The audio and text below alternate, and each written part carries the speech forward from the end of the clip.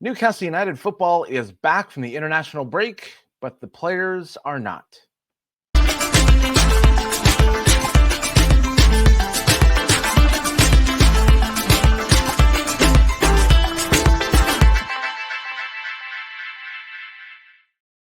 Welcome back to the Newcastle United Digest, the channel giving you tune content in bite-sized chunks. My name is Adam Snyder, and unfortunately, we have to talk about the abysmal performance by Newcastle United on Monday night against West Ham. And I don't know what it is about these international breaks where players go out and represent their countries and they come back and they're just in a funk, man. And this is one of those instances where they were not together and it showed on the pitch. And in this episode, I'll be talking about all the keys that I mentioned on Saturday's episode that I believe would have resulted in 3 points gained in this match, not 3 points lost. I'll also talk about where we were off the mark, and it was on the exact opposite ends of the pitch. And of course, we have to talk about that penalty shout on Callum Wilson, and we'll finish the episode by giving each position a rating out of 10. So let's start with the keys that I gave everybody on Saturday.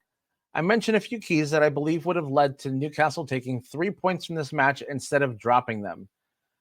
I think one of them was executed somewhat, but the other two were nowhere close. The first key was to overload the strong side during the run of play or a set piece.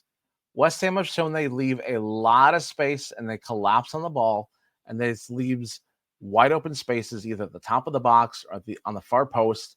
And this could happen either on a set piece or it could happen during the run of play. There's only one instance in this game that I can think of where this was remotely attempted, and it was just on a very quick thinking play by Alexander Isak and Lewis Hall. There was a late corner. Alexander Isak kind of caught everybody napping. Notice Lewis Hall was also paying attention. Isak played a quick ball to Lewis Hall, and immediately you saw 4 or 5 new West Ham players started to collapse on the ball. And when that happened, you had 2 players wide open. Callum Wilson was in a one-on-one situation, and 9 times out of 10, I'm going to take Callum in a one-on-one situation when a ball's in the air. And then you also had Harvey Barnes wide open on the far post with nobody around him. And if you go back and watch West Ham's goal conceded to Ipswich, that is exactly what they did. The front post was overloaded. The West Ham players went to the front post, left Liam Delap wide open, and scored a goal. This could have been another one of those instances where we would have had a chance to at least get a point back, maybe even 2, with that much time left. Instead, Lewis Hall takes a selfish shot from a low percentage angle, and it goes wide of the far post, and it goes out for a goal kick. The other key they didn't even really try to execute was hitting West Ham with a quick, sustained attack. The only time they tried this was the Isak goal that was allowed for offside when they were able to play the ball over the top. This is one of those things where if West Ham concedes a quick goal, their confidence drops, their heads drop, and they're susceptible to more goals, especially in quick succession. And the longer it took for us to even start getting any sort of sustained pressure, you could see the collective confidence in that West Ham side grow as the longer the half went, and they were getting completely dominated but not conceding a goal. When you have instances like this, even though you're dominating the play, it's actually detrimental to you because you're not scoring even though you have the run of play. It's nice to say in a post-match interview, like Eddie Howe said, that they dominated the first half. Yeah, you're also 1-0 down at the end of the half because of absolutely abysmal marking on a corner kick. But that's beside the point. You dominated the half, but you had nothing to show for it. And if you have nothing to show for it, despite dominating it, it kills the confidence in your side and it increases the confidence in your opponent. The only key that was remotely executed was to, stop Jared Bowen and Mikel Antonio. Neither one of them scored a goal. That's a good thing. Unfortunately, Jared Bowen got the assist in Wan-Bissaka's goal in the second half. So we'll call that 2.5 out of 3 keys not executed at all. And speaking of not taking chances, Newcastle had many, many chances to get this thing going today. And they did well to create chances, and they applied pressure to their defense when trying to start a counterattack and maintain possession for sustained periods of time. It's unfortunate the midfield and forwards did not have their shooting boots on at all, and this was the game to have them on. Lucas Fabianski was not very good. He is not a very good goalkeeper. He's a mid goalkeeper at best. and he was not even pressured at all in this game. One of the things I loved seeing was the War Flags tribute to Alexander Isak for this game. The display when he walked out of the tunnel was awesome on both ends of the stadium. And it was very, very apparent he went out and was trying very, very hard to repay the favor on the pitch. He had a handful of missed opportunities that, well, if any of them go in, could result in the confidence boost that he really needed and would have really gotten the squad going. The same thing could be said for Anthony Gordon. He made a great play on the right hand side of the penalty area in the second half, creating some space in a really congested area. His shot barely missed the mark. This was a trend for the entire squad. Newcastle had 18 shot attempts, 10 of them were actually shots and not blocked, and only two of them, two were on target. The two that did make it on target were very routine saves that a goalkeeper at most competitive levels would have been able to make if you put him in the same situation.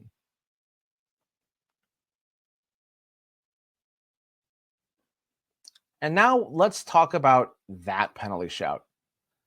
I was a little bit surprised to see Callum Wilson actually make it into the squad today because, well, he hasn't made it into any squad. And Eddie Howe has been saying, oh, yeah, he'll be ready after this international break, and he'll be back after this international break, and he'll be back after this international break.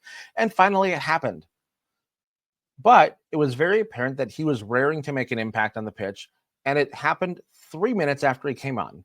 In the 71st minute, Jacob Murphy delivered a perfectly weighted cross to Callum Wilson.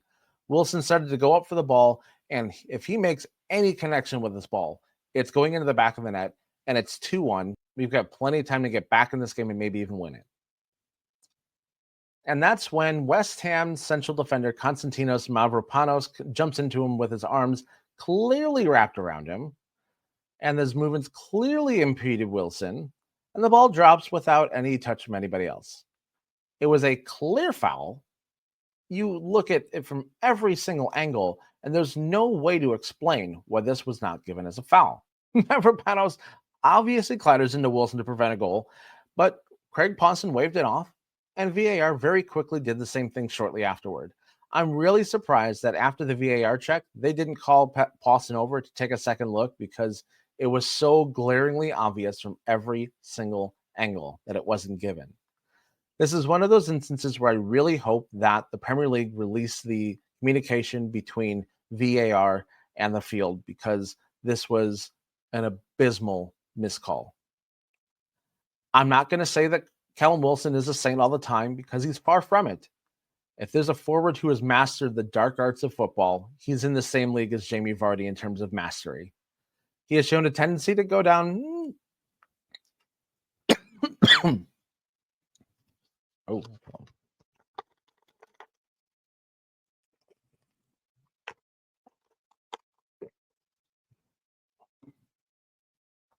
I will admit that Callum Wilson does have a slight tendency to go down a little bit easy and do whatever possible to draw a penalty.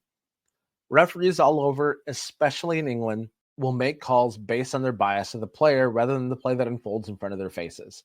This is one of those times where Craig Pawson had the opportunity to buck that trend and rightfully give the penalty, but that did not happen. The most frustrating part of it is the timing of it all. Newcastle have been doing a good job to get their footing back in the game after their substitutions unfolded. Had the penalty been called and converted, you're looking at about the 75th minute or so, which means you give 15 minutes of play plus stoppage time to get an equalizer and possibly a game winner. That would have been the exact same timeline as last season's comeback. And the parallels would have been running through the minds of every single West Ham player who was involved last year. Instead, the penalty is not given, and it was clear that the team kind of dropped their heads and did whatever they could to not let it go to 3-0. Now, I haven't been talking about the goals on purpose because I'm going to cover them further in the ratings by position. I'm going to start with the goalkeeper, Nick Pope, 7 out of 10 for this game. Neither one of these goals was particularly Nick Pope's fault, but I think he needed to step into a better leadership role.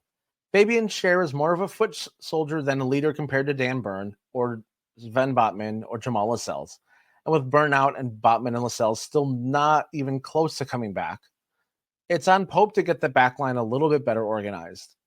He made a decent save on Soler in the 70th minute that I'm not sure if he was screened or if he just didn't see it until the last minute, but for whatever reason, Pope did a really poor job of controlling the rebound and pairing it into danger. Had it fall into a West Ham player, that's 3-0 and it's really game over. So for that reason, he's getting a 7 out of 10. And on defense, I'm going to give them a 4 out of 10. The backline desperately needed somebody like a Dan Burn, a Sven Botman, or Jamal Lascelles today. Instead, we got Lloyd Kelly, who clearly showed that he is not ready for the Premier League at this level. He was absolutely poor this entire game. And in fact, the second goal, I can really directly attribute the fault of this to 3 people. One of them is Fabian Schär, because his looping header was what led to Bruno getting dispossessed in the first place. Instead of controlling it and playing it out, he just took the lazy way out to clear it, and it was a really poor clearance. And then on the ensuing play, for whatever reason, Lloyd Kelly backtracked towards the center of the penalty area to try to mark somebody that Fabian Schär already had marked. That left Lewis Hall and Sean Longstaff to fend with Jared Bowen and left Wan-Bissaka a wide open lane to get in to take the shot. It was absolutely poor, and I just wanted to sound like Ari Gold the entire time, just yelling, Lloyd, the entire game, because he was that poor. At midfield, I'm going to give them a 5 out of 10. When they were on, they were on. They weren't always on, though. In the offensive area of the pitch, they were great at winning second and third balls. Great. That's great for keeping possession. That's great for keeping pressure up. That's great for creating opportunities. But when you're not the offensive third and you're not doing the same thing, it leads to a lot of problems, and it leads to less time in the offensive third. They were completely overrun and not as effective. In fact, the second goal, I really think that Sean Longstaff also had a part to play with this. Instead of tracking Wan-Bissaka and tracking where he was and getting into that passing lane, he doubled down on Jared Bowen with the ball and with Lewis Hall, who I think is perfectly capable of taking on Jared Bowen one-on-one.